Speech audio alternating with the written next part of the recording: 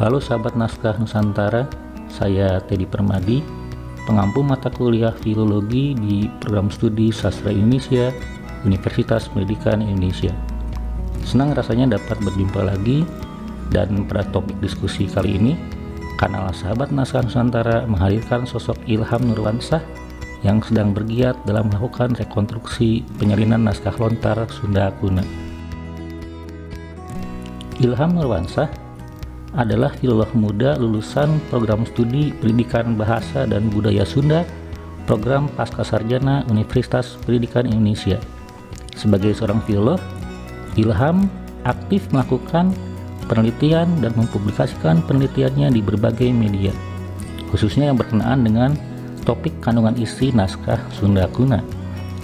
Ketertarikannya akan naskah-naskah Sunda Kuna membawa Ilham pada upaya penelusuran, pelestarian, pemanfaatan, dan pengembangan tradisi penyalinan naskah lontar Sunda Kuna. Adapun yang dilakukannya antara lain melakukan penyalinan naskah lontar Sunda Kuna, melakukan workshop penulisan aksara Sunda, melakukan workshop penulisan aksara Sunda di media lontar, termasuk menerima pesanan penyalinan naskah lontar Sunda Kuna. Di samping itu, Ilham pun tercatat sebagai penggagas dan pengelola kairaga.com, sebagai penggiat bahasa Sunda di Wikipedia, dan sebagai fotografer pada proyek Digital Repository of Endangered and Affected Manuscript in Southeast Asia atau DRIMSI. Mengenai topik rekonstruksi penyalinan naskah lontar Sunda Kuna, mari kita cermati dengan seksama pemaparan Ilham Nurwansah berikut ini.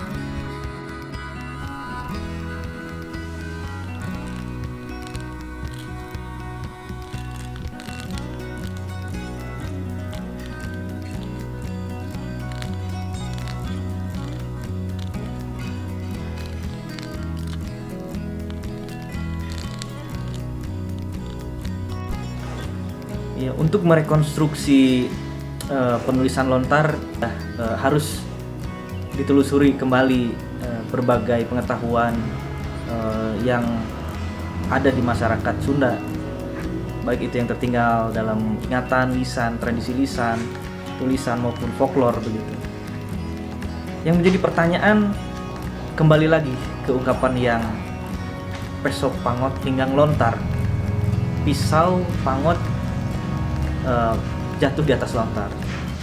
Pertanyaan yang pertama, apakah pisau pangotnya itu? Seperti apa bentuknya?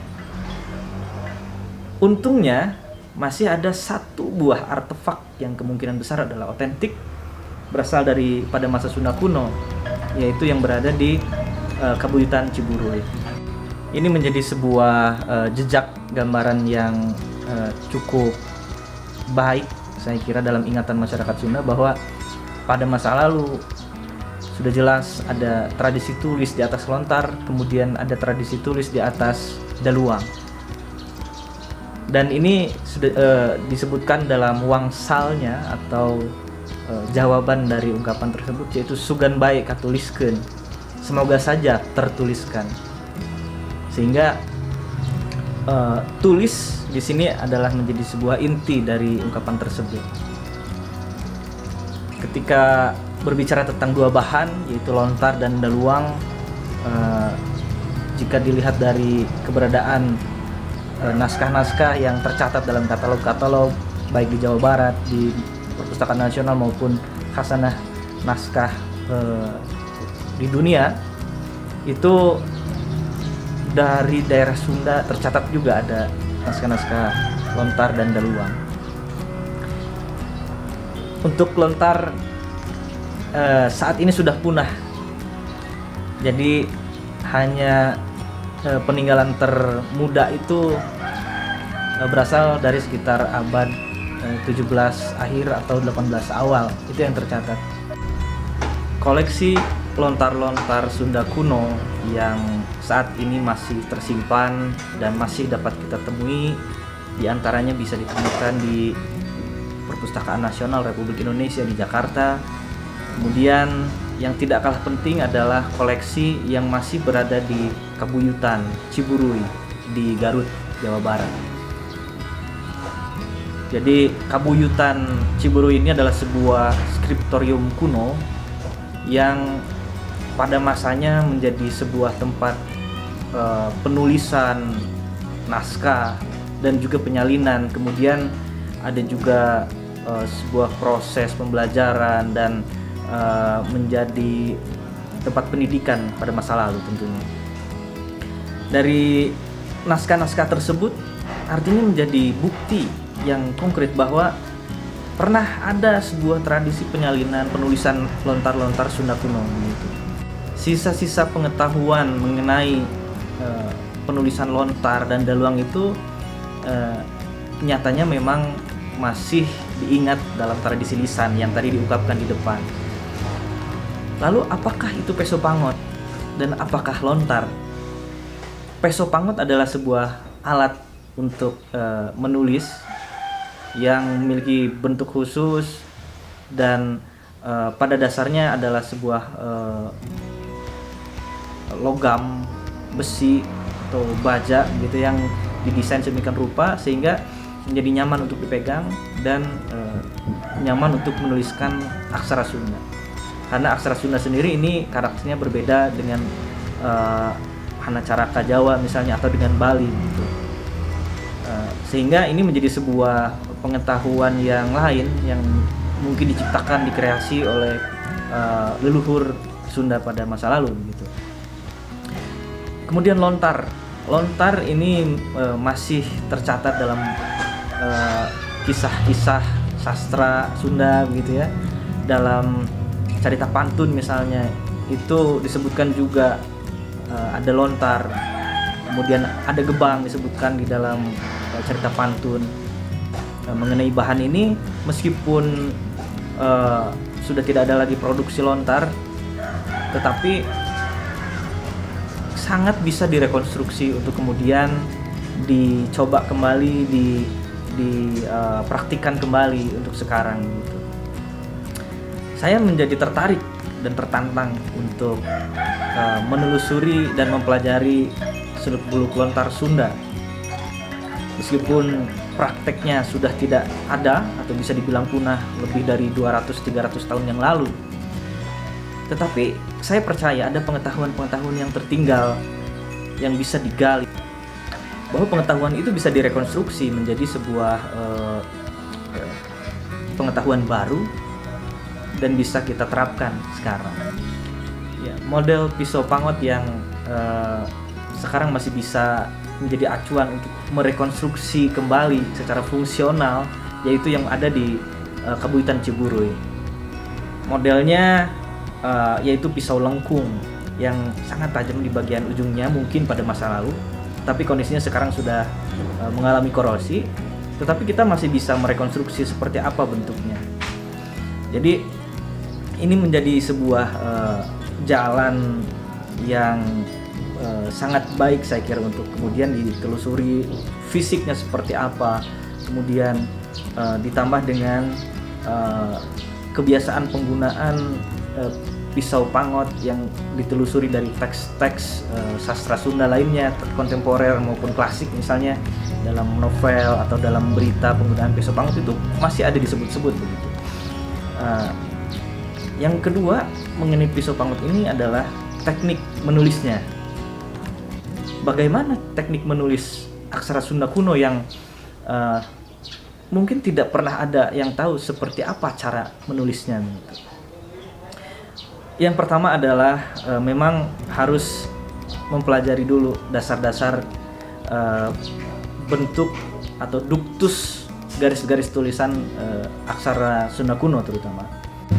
Sebagai hasil rekonstruksi dari artefak pisau pangot untuk menulis lontar Sunda yang berdasarkan model yang ada di Kabupaten Ciburuy, saya dibantu oleh Kang Teddy Permadi mengupayakan model yang lebih fungsional. Ini contohnya, bentuknya seperti ini, logam semuanya, bentuknya lengkung, dan ini sudah menggunakan pamor sehingga tidak hanya fungsional tetapi ada nilai artistiknya, saya kira seperti itu. Yang kedua yaitu saya bertanya-tanya, apa sih lontar? Bagaimana lontar? apakah ada bedanya antara lontar di Sunda dengan yang di Jawa atau di Bali? Di lembaga-lembaga yang ada seperti Perpustakaan Nasional dan Kabupaten Ciburuy, saya identifikasi secara pedikologis seperti apa ukurannya, bentuknya bagaimana, komposisinya seperti apa, kemudian apakah ada kaidah-kaidah layout yang menjadi kebiasaan pada masa lalu untuk lontar Sunda. Ini saya gali informasinya sedapat mungkin sehingga menjadi dasar untuk merekonstruksi kembali atau mereproduksi kembali lontar sebagai alat tulis naskah. Karena tradisi di Sunda sudah mati, jadi saya melakukan studi perbandingan ke tradisi yang masih ada, yaitu di Bali.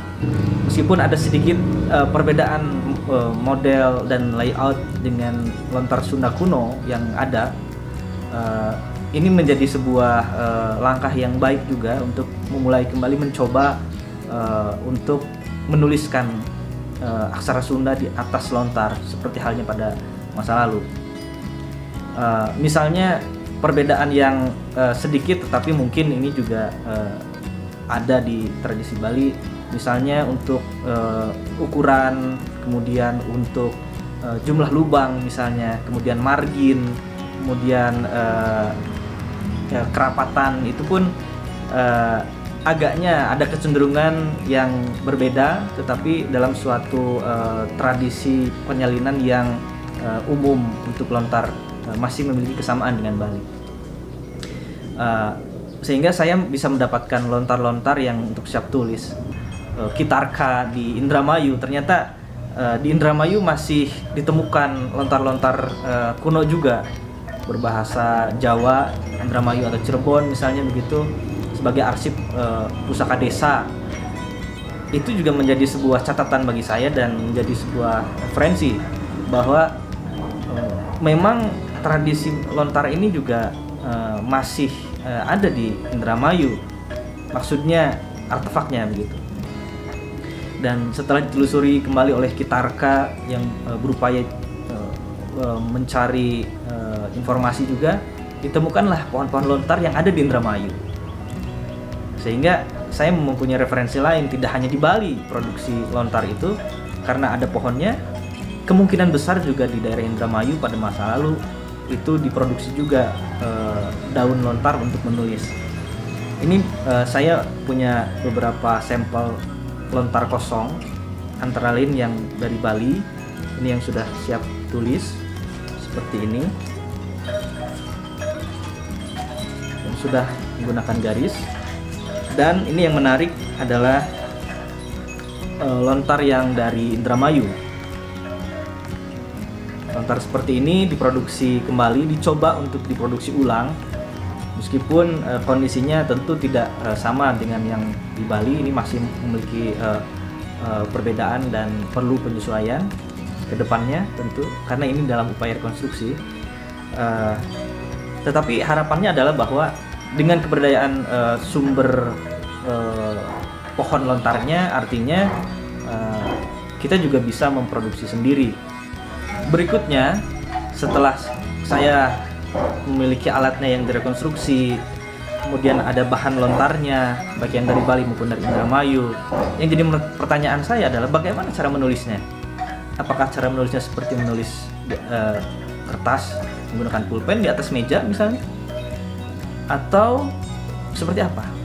Penulisan lontar itu pada umumnya lontarnya digenggam seperti ini, kemudian pisaunya dipegang dengan tangan yang satunya lagi dan diterakkan langsung pada lontar seperti itu.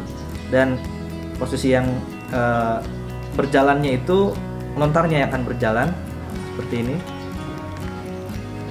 sedangkan posisi tangan itu akan tetap. Semua sangat berpengaruh ternyata. Ketika saya mencoba menggunakan pisau pengerupak yang dari Bali, yang bentuknya lebih cenderung kotak ya, atau diagonal, atau seperti trapesium seperti itu. Mungkin ada model yang lain. Ternyata kurang cocok untuk menulis aksara Sunda yang memiliki garis-garis horizontal. Ini menjadi sebuah jawaban mengapa bentuk pisau pangot harus lengkung seperti ini. Ternyata ini cocok berkesesuaian dengan hasil yang diterapkan pada lontar. Mengenai bentuk pisau pangut yang seperti ini, setelah saya rasa-rasa ada dua fungsi yang saya kira ya, selain untuk menulis tentunya. Jadi bentuk yang seperti ini bisa sebagai timbangan, artinya untuk memudahkan penulisan sehingga tidak memerlukan banyak tenaga yang menjadi pegal gitu. Yang kedua, bagian yang seperti sendok ini mungkin ya, ini hipotesis saja, digunakan sebagai alat untuk menggerus ya, untuk ngarendos gitu ya. Ngarendos apa? Menggerus si kemiri yang dibakar, arangnya itu yang berminyak kemudian digerus untuk nanti dioleskan ke bagian lontar sehingga tulisannya akan terbaca. Ya, itulah pengalaman singkat saya dalam upaya merekonstruksi penulisan lontar Sunda kuno, yang saya kira dimulai sejak saya kuliah di UPI tahun 2007 ya. Informasinya mulai terus digali melalui berbagai referensi, bacaan, diskusi, dialog, kemudian melihat langsung pengalaman ke lapangan misalnya seperti itu.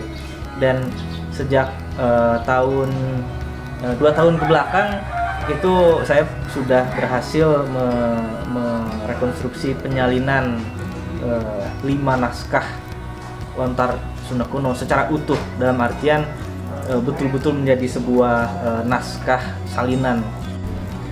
Ini adalah salah satu contoh naskah salinan yang saya buat. Ini untuk naskah Carita Parahyangan, menggunakan aksara Sunda kuno, bahasa Sunda kuno, dan sistem ejaan dan penulisannya juga masih menggunakan Sunda kuno ya. Mengenai kenapa bentuk naskahnya, fisiknya tidak sama persis dengan naskah yang asli, atau misalnya karakter aksaranya tidak sama persis dengan yang aslinya begitu. Ini sifatnya adalah penyalinan, jadi bukan replika yang 100% 1:1 sama gitu ya, tetapi pada intinya adalah tulisan yang menggunakan kaidah yang sama dan bahasa juga yang kaidahnya sama. Ini diupayakan sedekat mungkin dengan aslinya, sehingga seperti kesalahan penyalinan itu dimungkinkan diminimalisir ya. Ya, harapannya ke depannya bisa terus berlanjut penyalinan ini. Tentu ini memerlukan dukungan dari kita semua lah ya. Saya juga tidak bisa sendirian untuk kemudian terus menyalin, tetapi tentu saya juga memohon kesediaan dari guru-guru saya gitu untuk terus membagikan ilmunya sehingga saya bisa terus belajar dan memperbaiki penyalinan lontar Sunda kuno ini.